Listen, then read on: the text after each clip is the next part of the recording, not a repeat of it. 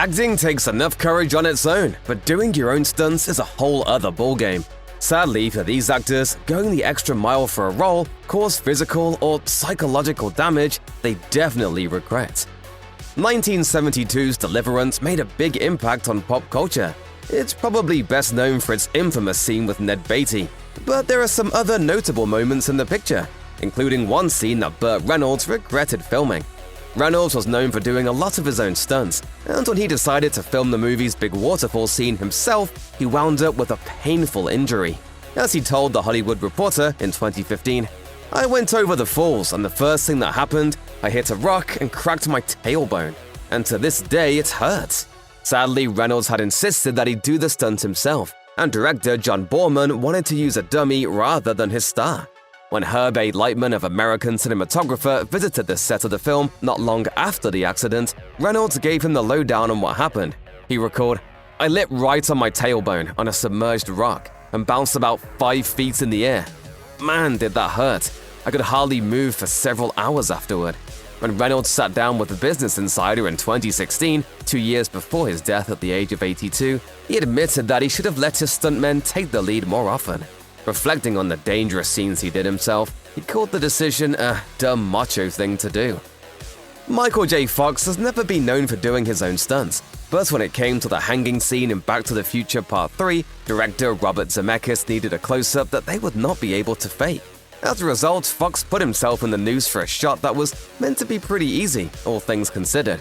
As Fox recounted in his 2002 memoir, Lucky Man, he stood on a small box for their first attempts at getting the shot. However, that setup made it so Fox didn't look like he was swinging from the rope in a realistic way. "Marty, I gave you explicit instructions." Being a dedicated pro, Fox offered to do a take without the box, and he ended up losing consciousness. He wrote, "Noose around my neck, dangling from the gallows pole, my carotid artery was blocked, causing me briefly to pass out. I swung unconscious at the end of the rope for several seconds before Bob Zemeckis, fan of mine though he was, realized even I wasn't that good an actor."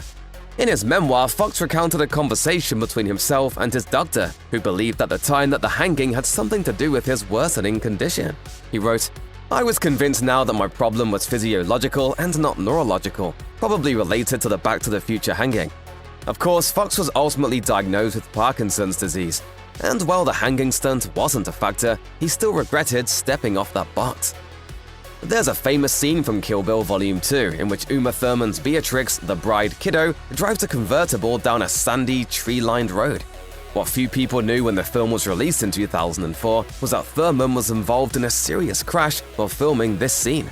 The actor lost control of the vehicle when she came to an unexpected bend in the road and crashed into a tree, resulting in lasting damage to her neck and knees. Opening up about the accident to the New York Times in 2018, Thurman recalled, "I felt this searing pain and thought, oh my god, I'm never going to walk again." The actor revealed that she didn't want to do the scene and that director Quentin Tarantino had pushed her into it, insisting that it was safe. Thurman reflected, "Quentin came in my trailer and didn't like to hear no, like any director. He was furious because I'd cost him a lot of time. But I was scared. He said, I promise you the car is fine. It's a straight piece of road." Tarantino had tested the route himself, but in the opposite direction, and the bend was apparently easier to navigate coming that way. He told Deadline, "It's the biggest regret of my life, getting her to do that stunt." Thurman no longer blames a filmmaker for the accident, but Tarantino still hasn't forgiven himself. Dylan O'Brien was a star on the rise when he was involved in a serious accident on the set of 2018's Maze Runner: The Death Cure, the third and final installment in the Maze Runner film series. Just days into production, O'Brien was involved in a stunt that went horribly wrong. According to reports, the film's leading man was thrown from one vehicle and hit by another. The vehicles were only traveling at 10 miles per hour at the time, but the actor's injuries were extensive. He suffered a concussion, brain trauma, and a facial fracture. Production was shut down indefinitely so the star could recover, but O'Brien began to question whether he wanted to return to acting at all. He told Vulture in 2017, "I really was in a dark place there for a while, and it wasn't an easy journey back. There was a time there where I didn't know if I would ever do it again, and that thought scared me too."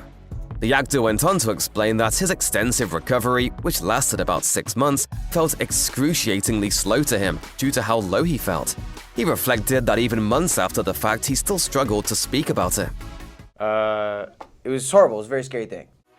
When we think of Sylvester Stallone, two roles come to mind: John Rambo and Rocky Balboa.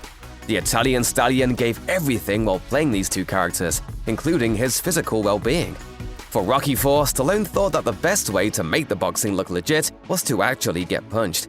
He gave the go-ahead for actor Dolph Lundgren to really go at him on camera, a move he came to regret.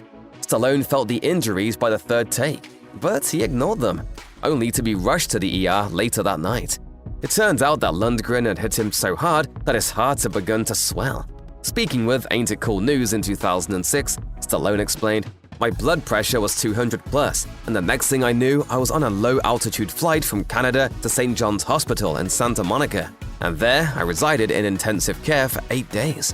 Stallone also put his body on the line during stunts as Rambo, breaking a rib during the first film. The action star has undergone almost half a dozen back operations over the years, as well as a neck fusion and some repairs to his shoulders. Reflecting on these experiences, he told The Times in 2022, "Don't do your own stunts. That's the moral of that. But the special effects became more important than the person. Life is a matter of managing your ass whipping." Jeremy Renner has appeared in physically demanding roles for action-heavy franchise films like The Bourne Legacy, Mission Impossible Ghost Protocol, and several Marvel Cinematic Universe movies. Next time, I gotta seduce the rich guy.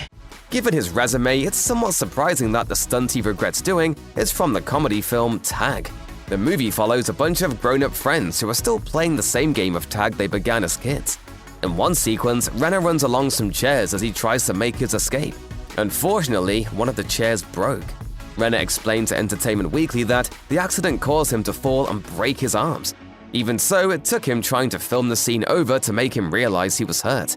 He recalled, "Then I realized I think something's wrong, so I went to the hospital and they said it was broken. So I got them wrapped up and then I went back to work and did everything I could to continue on as we did."